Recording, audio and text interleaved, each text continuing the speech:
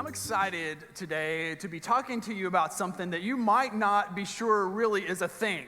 And actually, the whole summer is around this same topic. And it's not really anything I've ever done before, not anything that I've ever been a part of before. And either it's going to go really great or it's going to fall flat on its face, okay? So I hope you'll help us along with this. And what I really hope is that as we talk, you'll find a sense of renewed energy and focus in your relationship with God and with each other throughout the summer. So this is a sermon topic, but it is also for us a way of living into this moment and what we need right now. And I'll get to that in a second. But what I'm talking about and what we are talking about today and all summer long, you might actually consider to be what we would call an oxymoron. Two things that don't necessarily go together. So we thought we would have some fun with that. Two words that maybe kind of don't, they mean the opposite. You put them together, we wonder what they mean. We're going to play a little game with some oxymorons to get us started this morning, to kind of sort of ease into the topic. And we're going to have a little Jeopardy music and give you time to think about what the two pictures on the screen represent. All right, so are you with me? It's a way for us to begin to have fun, which is important for the series. Okay, let's start this first set of pictures. When you think you know, raise your hand. We're starting to get some hands here. All right, let's flip over. It's not Dumbo shrimp, it's jumbo shrimp. All right. Some of you are catching on now. Okay, this is a way to wake your brains up, and we're going there. Okay, next one.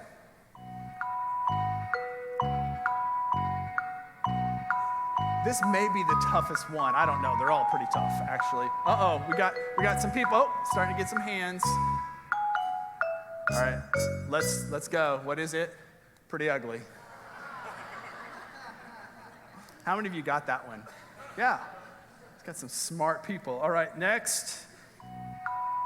Ooh.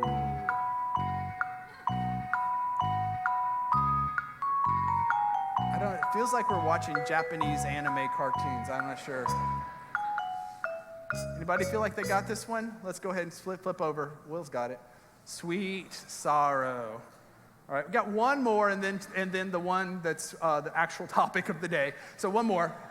Let's do this one.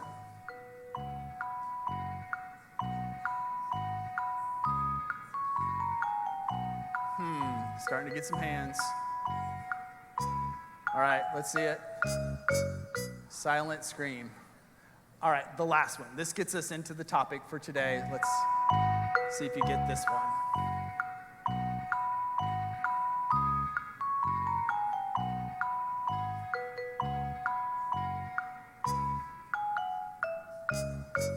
All right, what do you think it is? Holy leisure. None of you, we're going to work on our pictures for next time. Sorry. You're like, yeah, we're smart. The game just needs some work. Okay, we'll get back with you on that. So holy leisure. And I want you to think about this, so maybe from your own experience, if perhaps the way you would come at this is that those two words don't necessarily go together. Let's kind of break it apart. When you think of what it means to be holy, just the first sort of thought, I wonder if fun is anywhere in the mix. Holy very often means serious, right? It means things that we ought to be doing and probably aren't sometimes. I mean, sort of holiness can have a negative connotation, which is unfortunate. But I think if nothing else, we think of this as, something that's serious, getting your T's crossed and your I's dotted. And then leisure is the exact opposite. I wonder if you really think of leisure time as part of your relationship with God, or if it's maybe just this other thing that's a part of your life that you just maybe hadn't really thought of as part of your relationship with God. And this summer, we're just going to put those two things together and just see what happens. And we're going to talk about all kinds of things. Next week, we're going to talk about humor. That should be fun, right? And if it's not, we're doing it wrong. So it's Father's Day. We're going to talk about the role of laughter and joy and humor in our spiritual life. We're also going to talk about prayer and ways that we particularly connect with God and our different personalities. So, it's going to be kind of a lot of different topics, and the summer's going to hold together that way as we just continue to put those two ideas together. That this time that we may not have thought about as being part of our relationship with God actually is, and is actually a really important part of our relationship with God. It brings in the time that we spend doing stuff that we enjoy, but it also brings in all kinds of spiritual practice that we might have thought as serious. Now we're going to look at from a different angle. So another way of looking at this and talking about this oxymoron is to say we're going to have some serious fun. Serious fun. I thought that would be funnier. We're working on that too. Now I want to say, in case your radar's up and you're thinking, is this just sort of a new agey kind of fancy church way of keeping people's attention? And I don't think it is. I don't think this is a gimmick. I actually think this is woven into the creation itself. And that's why we started it in the beginning. Those of us who have read Genesis over and over, you know how it is. We're going to read through the whole Bible, and you get through Genesis about 16 times until you get to Leviticus, and then it starts to, whew. But so we've read the story. We know how it goes. For 6 days, God worked and created all that is and kind of went through each piece each day and called it good. But we know how the story plays out. The seventh day, God rested. And we're going to talk about how that in itself is more than just a day. That is part of God's intent for us in creation and how we think about time itself. It is a place for us to kind of get in touch with our upbringing and our conditioning around work and productivity and how we tend to think about this. And I don't know how you were raised or what you were taught, but we're going to need to kind of push against some of the American ways of talking about our identity as producers, as consumers. You know, really, as I'm learning, I think we can summarize, you're going to hear more about this, but I think we can summarize the 3 lies of the American culture, the Western culture, is this: that we don't need God, we can do it ourselves, that we don't need each other, that we're fiercely independent, and that our identity is tied up in what we produce. And right there in Genesis, what we begin to see is that those lies already start to fall apart. That there needs to be space in our lives for God. We wouldn't, maybe none of us say, oh, I don't need God. But what we do kind of practically living is that we do it on our own until maybe we struggle, and then we might bring God into it. But there in Genesis, woven into time itself is a rhythm of connection to God and to each other. And leisure time is actually one of the major ways that we connect with each other when we kind of take that time and are intentional about our relationships. And then it certainly breaks the cycle of work as the dominant force in our lives and our main source of identity and worth. And productivity is important. And that's we talked, actually, our whole last series was on our vocation, what we do. So this series is the kind of follow-up to that. But what about the other part of life? What about the being part of our lives? And, so can you imagine some of the things that we say about work? Like, well, I can sleep when I'm dead, right? Have you ever said that? You don't have to raise your hand. Or we say God helps those who help themselves, which is not in the Bible, right? Imagine if God had gotten to, so we know the story, 7th day God rested, but what if we didn't know the story? What if we got to the 6th day and we're turning the page, we're reading through Genesis for the first time, and what if that's what the story said? God gets to the 6th day and goes, you know what? I'm going to go back now and I'm going to make each of those days, the 7th day, I'm going to make each of those days just a little bit better. I'm going to work just a little bit harder. What if God said, I can sleep when I'm dead? Then God says, well, I'm not ever going to die, so that doesn't work. Or what if God says, I help those who help themselves, and he looks around and he's the only one? God does something different on the 7th day. God rests. In fact, what we read is that God looked at the 7th day and uses a word that is the first time it's used in the Bible. And that word is holy. The 7th day, God made holy. That's the first time that honor is designated in Scripture. And it is on time, a way to think about time. I want you to think about how you think about time. Did that make sense? Let's talk about some of the expressions that we use when it comes to time. The first is we might call leisure time downtime, right? Want to ask you, where's the vision and the purpose in downtime, right? Versus maybe what we should call it is uptime, right? This is time to elevate our lives and draw us into the presence of God. Isn't that a better way of thinking about it? We also talk about leisure time as time off, right?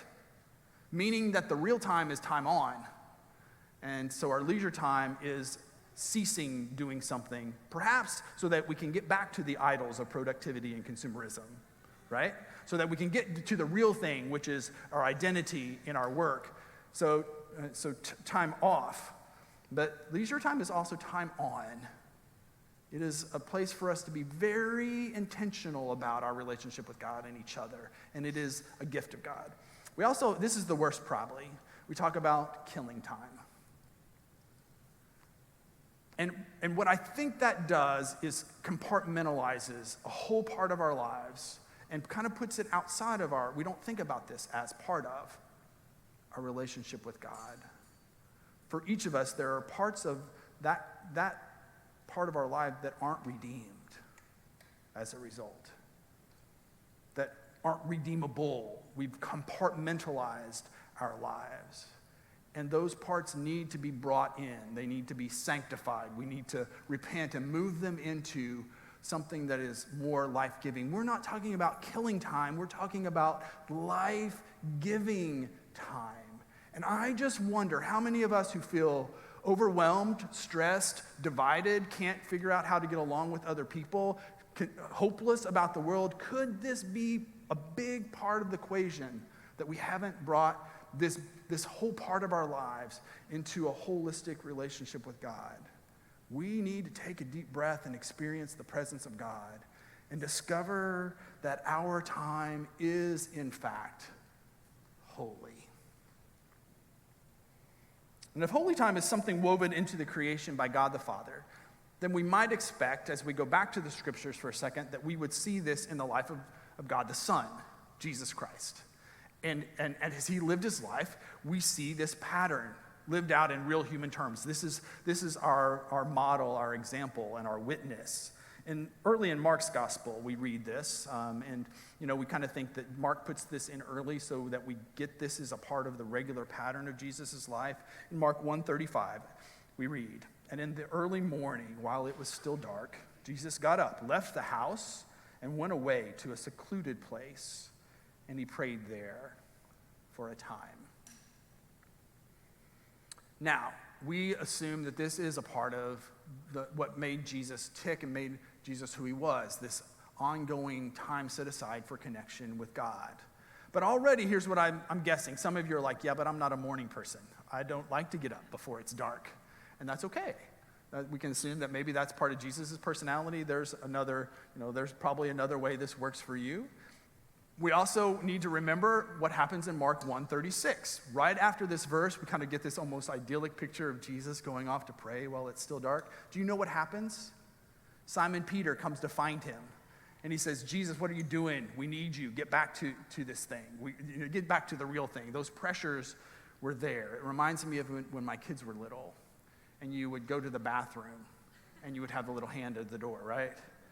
And you'd have to say, "Hey, what are you doing?" I do this to Jenny, by the way. She hates it. When she's in the bathroom, I'll go to the door. I'm like, "Hey, what are you doing?" "What are you doing now?" There are pressures that make it hard for us to do this. Let's just sort of admit that now. Susanna Wesley, the mother of John Wesley, was said to have had a practice when she was trying to have her prayer time.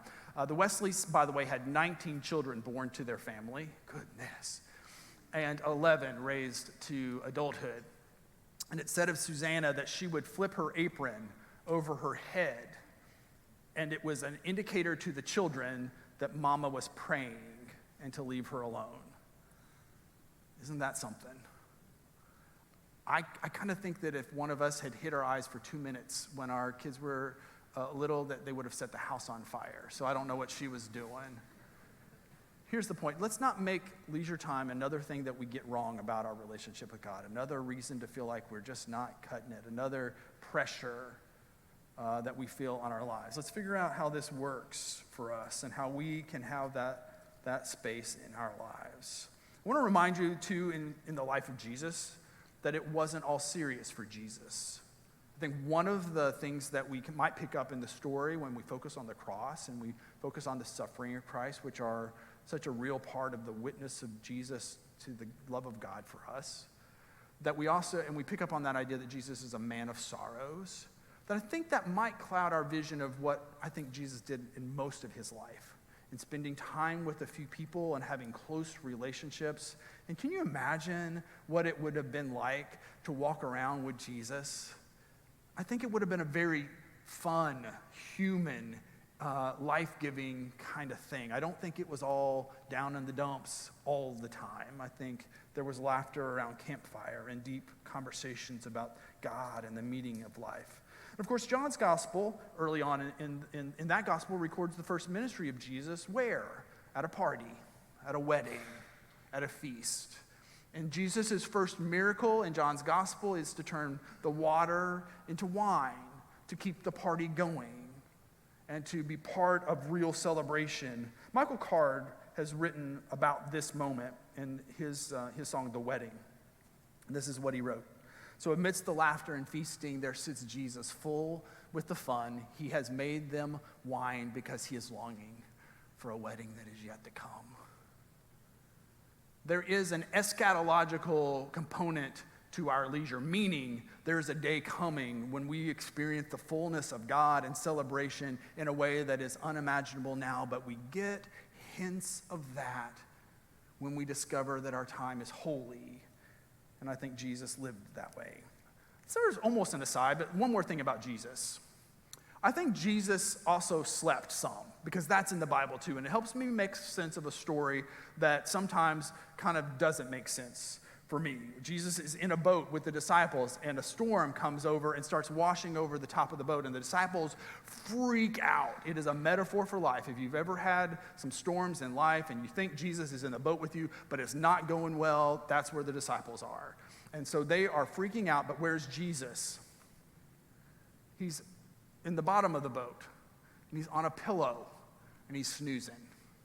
And the disciples, it's sort of like Peter going to find Jesus when he's off praying by himself. The disciples now rush down. They're like, Jesus, we're all about to die. How in the world can you be asleep?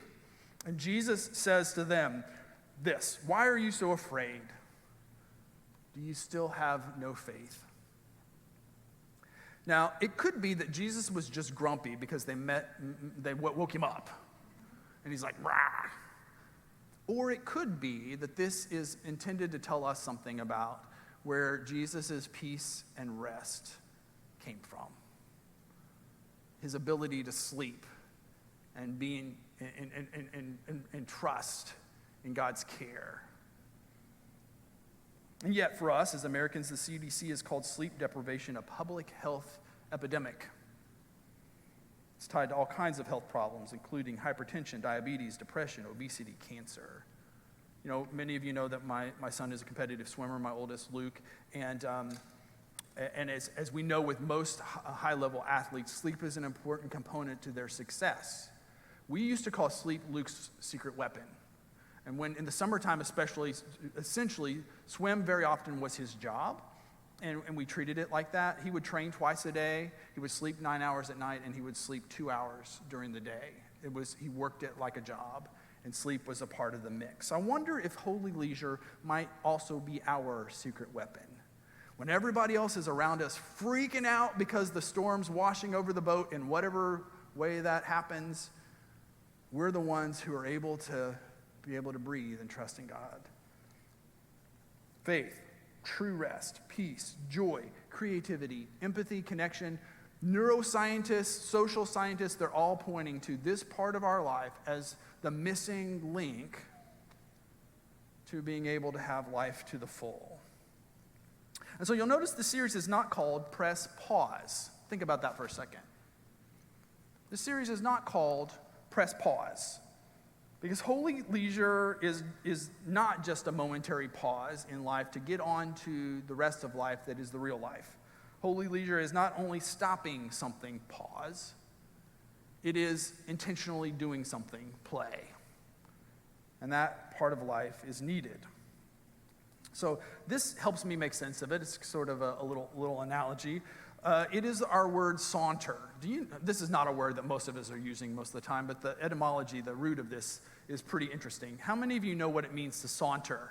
I'm not sure if you've sauntered lately, but this is what it means. Saunter is to walk in a slow, relaxed manner without hurry or effort. This coming from, I'm often just zipping from one place to the other. I need to slow down. To walk in a slow and relaxed manner without hurry or effort. We call it saunter because it is the same root word as the word saint. In another sense, what we saw was the saints sauntered. That holy people in the Middle Ages, monks, people who are praying and connected with God would go out in the woods and they just wander around. They would saunter and they would pray. And so that's where we got the word. The saints sauntered. And they walked slowly in a relaxed manner without hurry or effort. What do we do when we go out in the woods? We hike, right? What do we do when we go outside? We run. We run 5K. We make this a competition. 5Ks, 10Ks, half marathons, ultra marathons. You get the point. We can make anything into a productivity competition thing. And productivity and competition are some of my favorite words in life. But you know, my wife will not play Scrabble with me anymore because I'm so competitive and she's smarter than me. And it's a bad combo.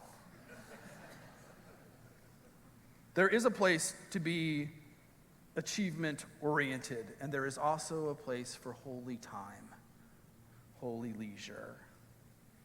And so, as I put these on the screen, let's think about how these go together: work and rest, fruitfulness and reflection, giving and receiving, which some of us are really bad at, engagement and surrender, doing and being. What would it mean to recognize that these are not in opposition to each other, but mutually supportive in our lives? Dr. Stuart Brown, in his book, Play, How It Shapes the Brain, Opens the Imagination, and Invigorates the Soul, says this: the opposite of play is not work. The opposite of play is depression. And that's not in the clinical sense. It's in the sense of being exasperated and hopeless and not knowing how to figure out our way through life. And I wonder how much of that's going on in us. Holy leader is not pressing pause on life so that we can just recover our strength to truly live again and be productive. No, this is an essential part of the wholeness of our lives. It is where we remember that God is God and we are not. It is a way of staying in touch with the reality that there is a creator and that we are the creature. That we are here not because of what we have done, but because of what God has done. That our salvation is an act of God's will and love as well. That productivity and exhaustion are not our status symbols. The cross is.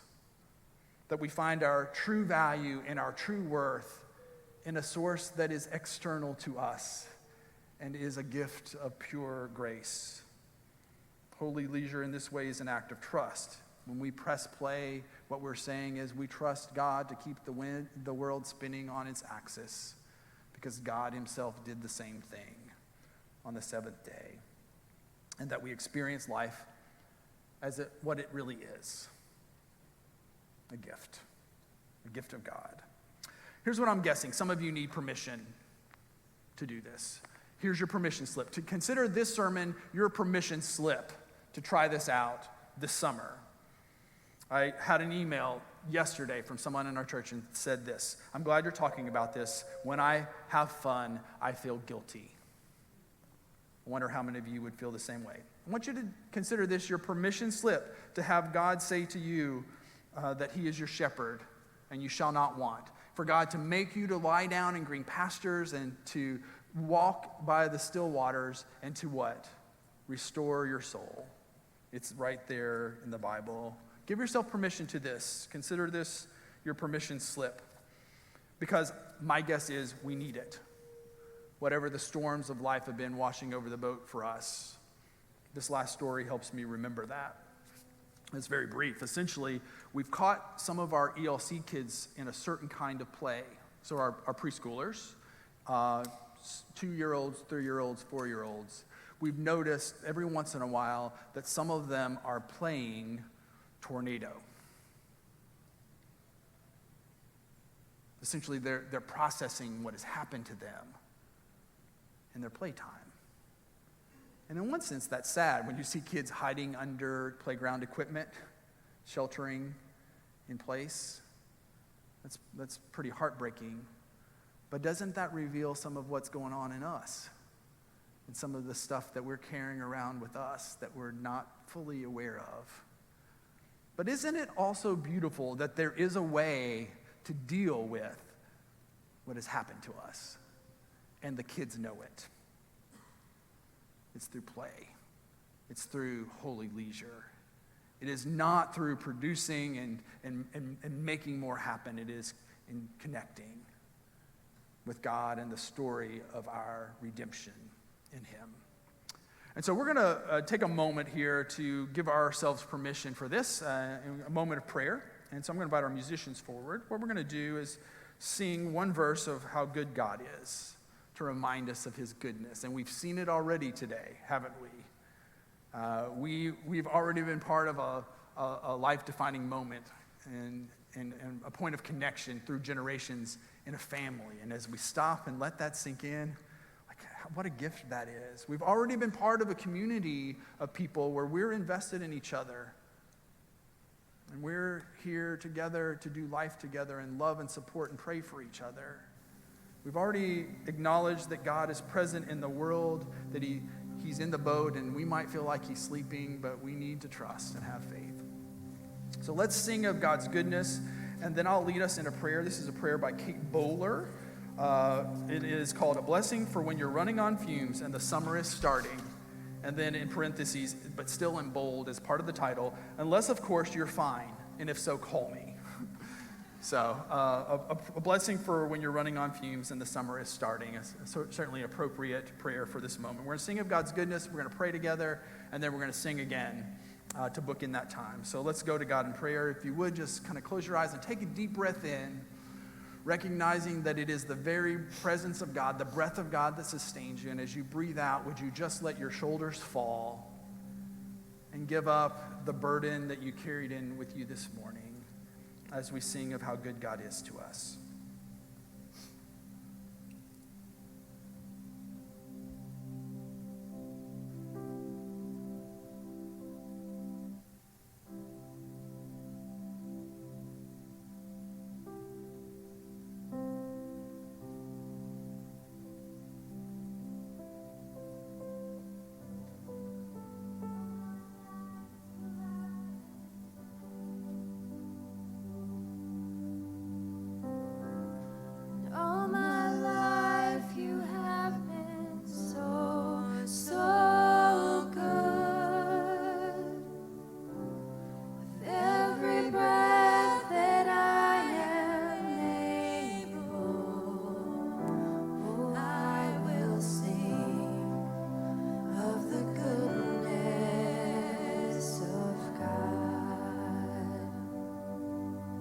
God, sometimes I am paper thin. My life is stretched in various ways. Responsibilities and duties and errands are wearing me down. There's not enough time or energy or finances or imagination or whatever it is that seems like will make life enough. And if I'm honest, the result is that I hardly recognize myself sometimes. That I have trouble recognizing the people around me as brother and sister in creation of God. That I hardly recognize you and your presence in the situations of my life. Oftentimes I feel stuck between two competing forces. I can't keep going, but I can't rest. I'm running out of gas, but I don't have time to stop to fuel up. So God, can you help me to slow down, to give me shelter and people and a long, deep breath God, I need a real summer. Give me space to curl up for a while. Hold me until I can feel my shoulders drop, until I am freed from what can't happen right now. Let me think about different things, not what is wrong with the world, but what is gentle and lovely. To think about what is bountiful and unencumbered. To think about what is good and pure and lovely. God, scoop me up into life as it is.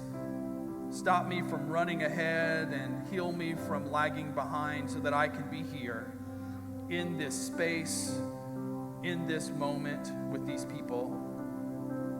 May this summer be a chance to return to myself and to you once again.